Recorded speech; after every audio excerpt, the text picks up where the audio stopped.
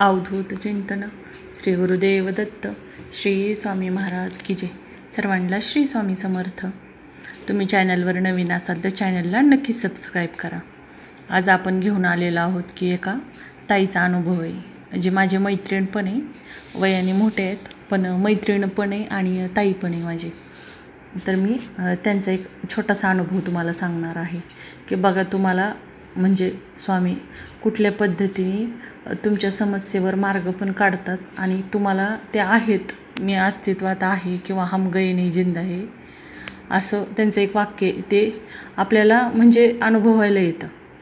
तर हे का असा छोटासा अनुभव आहे. तर माझी ताई आहे ना, तिचा मुलगा आहे, मोठा आहे, 12वीला आहे, म्हणजे होता आता इंजिनिअरिंगला ॲडमिशन घेतलेलं आहे त्यानं. तर तो होता मुलगा आणि काय झालं, त्यांना चांगल्या क्लासमध्ये ॲडमिशन वगैरे घेतलं होतं, सगळं झालं होतं. हुशार आहे मुलगा पण, खूप म्हणजे ब्रिलियंटच आहे, खूप हुशार आहे. तर मग असं अपेक्षा होती की इंजिनिअरिंगसाठी त्याला चांगलं कॉलेज भेटेल, CETत किंवा JEEमध्ये त्याला चांगले मार्क्स भेटेल, अशी तिची खूप इच्छा होती. तिने मठात जाऊन स्वामींना सांगितलं होतं, घरातली सेवा पण ती करायची स्वामींची, माझ्या मुलाला चांगलं कॉलेज वगैरे भेटू देत, म्हणजे तिची तीच इच्छा होती. आणि ती खरं 2 वर्षांना खूप म्हणजे त्या इच्छेसाठीच स्वामींचं सेवा करायची, तेवढीच ती एक मनामध्ये इच्छा ठेवून, फक्त एवढी माझी इच्छा स्वामी करा, मला बाकी काही नको, असं तिची मनापासूनची इच्छा होती. पण असं झालं की कधी कधी तुमच्या नाही का नशिबात काही गोष्टी असतात त्या घडतात. तर त्या मुलाला काय झालं, मार्क कमी पडले, म्हणजे कमी म्हणजे जास्त पण कमी नाही, पण 75% वगैरे पडले. तर असं झाल्याच्यानंतर ती दुःखी झाली. मग त्याच्यावर पण कॉलेज चांगलं भेटतं असं काही नाही आहे की नाही भेटत आहे, पण तरी पण तिची अपेक्षा होती की ह्याच्यापेक्षा खूप चांगले मार्क भेटावेत. मग असं झाल्याच्यानंतर ना तिने थोडे दिवस स्वामींवर नाराज झाली, रडली पडली, खूप म्हणजे तिने थोडंसं दुर्लक्ष केलं स्वामींकडं. नाही का, मी एवढं मागून मी काय मागितलं होतं म्हणे, मी दुसऱ्यांचं काही वाईट मागितलं नाही, म्हणजे मी एवढं सगळं चांगलं कर्म करते, मी कुणाचं वाईट केलेलं नाही, माझी फक्त एवढी एक इच्छा होती स्वामी, तरी तुम्ही का नाही ती पूर्ण केली, माझं काय चुकलं. म्हणजे ती स्वतःलाच म्हणजे नाही का स्वतःच्या विचारामध्येच असायची ती, म्हणजे कुठं मठात पण आरतीला जाणं नाही किंवा असं नाही, नॉर्मली सगळं देवपूजा वगैरे, पण स्वामींशी पण जास्त नाही म्हणजे बोलायचे नाही, काय नाही, थोडी रुसली होती स्वामींवरती. मग असं झाल्याच्यानंतर एक दिवस मग तिला अचानक वाटलं की जावं स्वामींच्या मठात आरतीला, आज गुरुवार आहे, आपण खूप दिवस झाला आता गेलो नाही आहे, जाऊ दे आता, झालं ते झालं, एक्सेप्ट करूया आणि जाऊयात म्हणूनसाठी.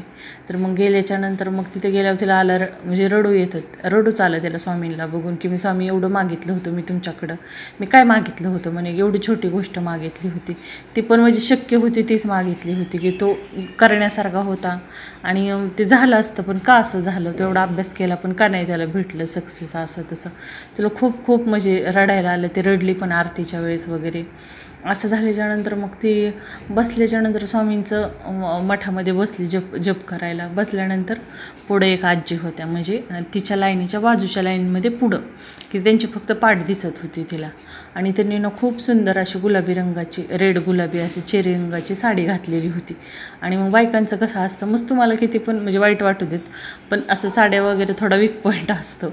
मग ते बघितल्याच्यानंतर तिला वाटलं किती सुंदर साडी आहे त्या आजींची, त्या पण खूप देखण्या होत्या दिसायला, पांढरा शुभ्र, आणि चेहरा वगैरे त्यांचा सात्विक. असं तिला बघितलं आणि तिला तेवढं एका क्षणापुरतं मनात येऊन गेली की किती सुंदर साडी, आणि त्या आजी पण किती सुंदर आहेत नाही का. असं वाटून गेल्याच्यानंतर मग तेवढ्यापुरतं थोडंसं वाटलं. मग नंतर आरती वगैरे झाली, त्यांनी स्वामींना प्रश्न विचारले, रडले, का स्वामी माझं तुम्ही तेवढी एक छोटी इच्छा होती का नाही तुम्ही पूर्ण केली, म्हणजे माझं काय चुकलं, म्हणजे तिनं खूप झालं, पण ते केल्यानंतर तिचं थोडंसं मन मोकळं झालं.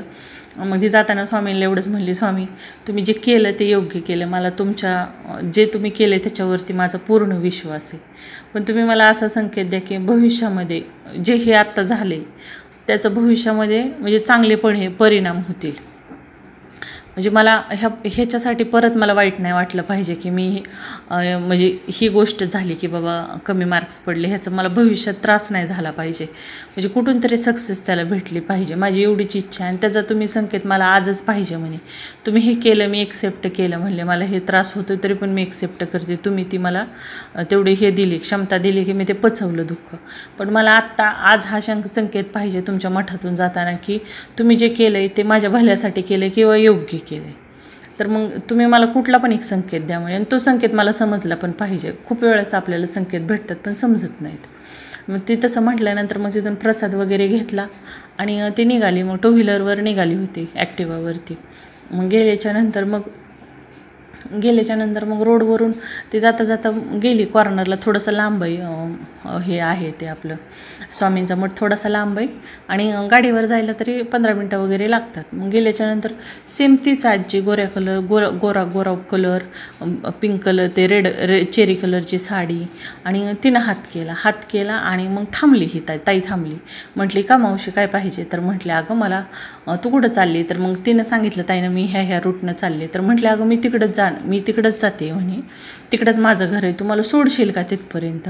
तर ताई म्हणले हा ठीक आहे बसा म्हणले मावशी. का तर मठामध्ये बघितलेलं असतं त्यांना, त्यामुळं मग तिला वाटतं नाही का पाहिलेली तर आपण त्याच त्या. मग त्या बसल्याच्यानंतर मग त्या त्यांचं सांगायला लागले की माझा एक मुलगा आहे, मला एक मुलगी आहे, लग्न झालं आहे वगैरे. अशा बरेच वय होतं त्यांना, नातरुंड वगैरे आलेली होती. मग एवढं आल्याच्यानंतर मग म्हटले अगं तुला किती मुलं आहेत? मग म्हटले मला एकच मुलगा आहे म्हटली. आता असं शिक्षण झालं आहे म्हणली, म्हणजे हे झाले. फक्त एवढं सांगत होती की आता ॲडमिशनचं वगैरे चालू आहे म्हटले, थोडेसे मार्क वगैरे कमी आहेत म्हटले आजी. असं म्हटल्याच्यानंतर त्यांनी ना एवढं प्रेमाने ताईच्या पाठीवरून हात फिरवला, गाडीवरच हात फिरवला प्रेमाने. एवढा प्रेमाने स्पर्श होता ना तो प्रेमाचा की तुम्ही सांगूच शकत नाही. आणि म्हटले अगं तू नको टेन्शन घेऊ म्हणे, तुझ्या मुलाचं खरंच खूप चांगलं होईल म्हणली, स्वामींचा आशीर्वाद आहे तुझ्यावरती म्हणे. कशाला तू टेन्शन घेते? मार्क म्हणजे काय तुमचं अख्खं आयुष्य मार्कावर डिपेंड नसतं म्हणे. कमी मार्क पडलेले पण मुलं आज खूप सक्सेस, खूप मोठ्या ठिकाणी आहेत म्हटली. तू कशाला एवढं टेन्शन घेते म्हटली, स्वामींची तुझ्यावर कृपा आहे, अजिबात टेन्शन घेऊ नको म्हटली.